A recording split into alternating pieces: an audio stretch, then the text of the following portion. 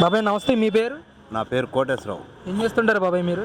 మేము వ్యవసాయం పని చేసేవాళ్ళం. ఇప్పుడు పొలాన్ని రాజధానికి ఇచ్చాము కదా, ఖాళీగానే ఉన్నాం. మరి నిన్న అన్నదాత సుఖీభావ డబ్బులు వేశారు, అటు సెంట్రల్ గవర్నమెంట్ కానీ స్టేట్ గవర్నమెంట్ కానీ పడ్డాయా మీకు?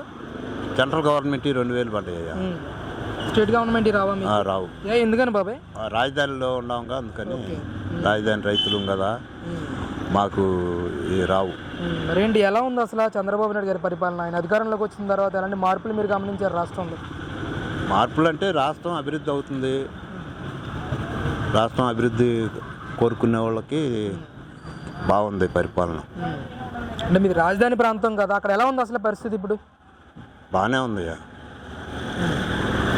బాగానే ఉంది. కాకపోతే ఈ రోడ్ల సమస్య, వాటర్ సమస్య, ఈ డ్రైనేజీ సమస్య ఉన్నాయి. అవి చెప్పాము, చేపిస్తామని మాట ఇచ్చాడు లోకేష్ గారు.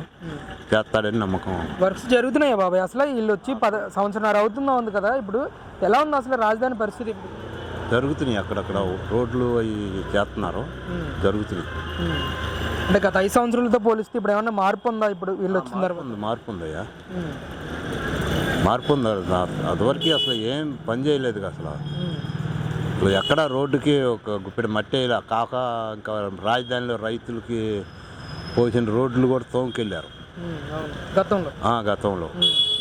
ఇప్పుడు కొద్దిగా మొదలుపెట్టి కొద్దిగా చేస్తున్నారు, అది దానికి సంతోషపడుతుంది. అంటే రాజధాని రైతులకు సంబంధించి కూలీ కానీ అలాగే కౌలు కానీ టైం టు టైం వేస్తున్నారా ఇప్పుడు గవర్నమెంట్? టైం వేస్తున్నారు. బాగానే ఉంది, పరిపాలన బాగానే ఉంది. మే నెలలో వేసేస్తారు కౌలు. మరేంటి అసలు సిఆర్డిఏ నాయకులు కానీ సిఆర్డిఏకి సంబంధించిన అధికారులు కానీ రైతులు వెళ్తూ ఉంటే ఎంతవరకు స్పందిస్తున్నారు? అదే అవసరమైన వాళ్ళు వెళ్ళిన వాళ్ళకి బాగానే సమాధానం చెప్తున్నారు. ఉండయి సమస్యలు చెప్పుకుంటే మేము చేస్తామని వాగ్దానాలు చేస్తున్నారు. ఏంటి మరి అసలు ఈ 3 సంవత్సరాల్లోనే ఒక రకమైన ఇదికి తీసుకొస్తాను రాజధాని అమరావతిని అని చెప్తున్నారు. నిజంగా అలాంటి పరిస్థితి కనిపిస్తుందా ఈరోజు అమరావతి ప్రాంతంలో? కనిపిస్తుందయ్యా, రోడ్లు అవి చేస్తున్నారు.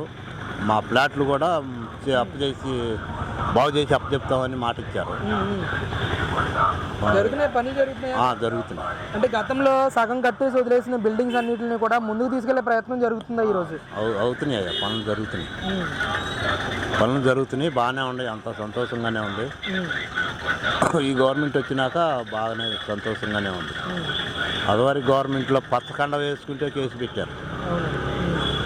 పచ్చకండ వేసుకుంటే ఇది రాజధాని రైతు అని కేసులు పెట్టారు గతం. ఇప్పుడు అవి ఏమి లేవు, శుభ్రంగా ఉంది. పనులు చేసుకొని శుభ్రంగా బతుకుతున్నారు. అదే మాకు పనులు లేవుగా, పనులు ఉండేవాళ్ళు పనులు చేసుకొని బతుకుతున్నారు. మేము ఖాళీగానే ఉంటున్నాం. ఏదో వచ్చే కౌలు మీద ఆధారపడి బతకటం. రాజధానిలో పనులు ఏం దొరకట్లేదా మరి మీకు? ఇప్పుడు పనులు అంటే ఈ చిన్న పనులు అవి ఉంటాయి, అవి ఏం చేయలేము మేము.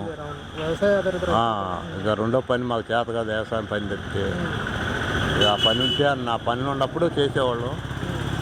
పొలం అంతా రాజధానికి ఇచ్చాం కదా, ఇక ఖాళీగా కూర్చోటం. మరి జగన్మోహన్ రెడ్డి ఏమో నేను గెలిస్తే మళ్ళీ నాగార్జున యూనివర్సిటీకి గుంటూరుకి మధ్యలో 100 ఎకరాలు తీసుకుని కడతాను బిల్డింగ్లు అని చెప్తున్నాడు. ఆయన గెలిచేది లేదు, చచ్చేది లేదు. ఎందుకు ఉత్తమ మాటలు చెప్పుకోవటమే కానీ ఆయన రాడు, గెలవడు. ఆయన మాటలు అన్నీ అబద్ధాలే.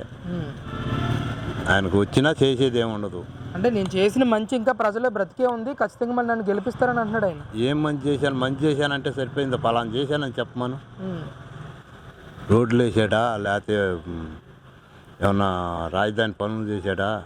3 రాజధానులు అని చెప్పి మమ్మల్ని అందరినీ ఇబ్బంది పెట్టి కేసులు పెట్టి కొట్టించి గుడికి బానిచ్చాడా, బడికి బానిచ్చాడా? గుడికి పోయి కార్యక్రమాలు ఇచ్చానంటున్నాడు ఆయన. ఎవరికి ఇచ్చాడు? పలానా వాళ్ళకి ఇచ్చానని చెప్పమను. 10 మందికి ఇస్తే సరిపోయిందా? 10 మందికి 10 ఏళ్ళు ఇచ్చాడు అనుకో, 1 లక్ష రూపాయలు ఇచ్చాడు అనుకో, దాంతో రాష్ట్రం బాగుపడుద్దా? ఏదో రాష్ట్రానికి ఉపయోగపడే పనులు చేస్తే రాష్ట్రం బాగుపడుద్ది. కానీ ఎలా ఉంది పరిస్థితి? వీళ్ళు కూడా సూపర్ 6 అని చెప్పి సంక్షేమ కార్యక్రమాలు చేస్తున్నారు, అందుకనే అందరికీ గ్రౌండ్ లెవెల్లో. అరకున అయిన వాళ్ళకి అందుతాయ్యా.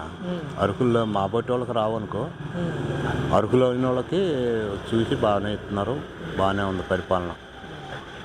జగన్ గారు ఏమో 2027లో జూన్ నుంచి పాదయాత్ర చేస్తానని చెప్పేసి ఇప్పటికే ప్రకటించారు. ఆయన పాదయాత్ర చేస్తే ఏమైనా గెలిచే అవకాశం ఉంటుందంటారా? ఆయన ఏ పాదయాత్ర చేసినా ఆయనకి ఇక ఛాన్స్ లేదు. ఆయన ఏదో వాళ్ళ నాన్న అడ్డం పెట్టుకొని సంపాదించాడు, ముఖ్యమంత్రి పదవిని అడ్డం పెట్టుకొని సంపాదించాడు. ఇక అంతటితో క్లోజ్ ఆయన. అయిపోయింది అంటారు, మళ్ళీ గెలవాలంటారు. ఇక గెలిచే ప్రసక్తే లేదు. మళ్ళీ కూటమి ప్రభుత్వం వస్తుంది అంటారా? మళ్ళీ వస్తుంది.